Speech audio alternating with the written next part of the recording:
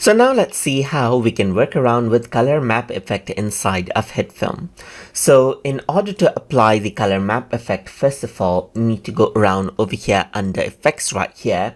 And once you do that, you need to go around under color grading. And over here, you can see that color map is an option and it's a layer only effect. So what you need to do is you need to go around and right click over here and make this a composite shot right here and press OK. And you can see that I have this particular footage right here. So now you need to go around and bring in a footage where you want to take in a color map from.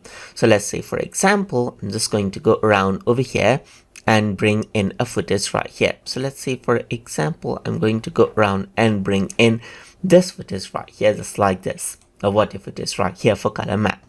So I'm going to go around over here under effects, and then I'm going to grab in the color map and then drag it out over here in working section right here. So you can see that color map is applied. So I can go around and expand this, and over here under color map, you can expand this out and select water right here. And what happens is that it took the contents of the second clip, as you can see right here, and then you get the effect here, just like this.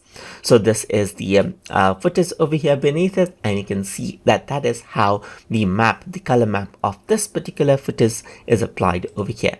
You can go around and take around color map from red channel or green channel right here, or you can go around over here and change around into fixed channel right here, or average, and so forth right here. You can go around and change around the clip black and clip white right here, and target black and target white over here, just like this as well. So you can see that you can change, let's say, for example, color map for each of the axis over here as well, and you can work around with the transform right here and work around with the opacity just like this as well. So you can work around with this. But this is what you have for the color map, as you can see right here, just like this. So that is how you can work around with the color map effect to apply the color from one footage to another inside of HitFilm. But this has to be done in a composite layer. So hope you guys learned something as always. And as always, please like, comment, share, and subscribe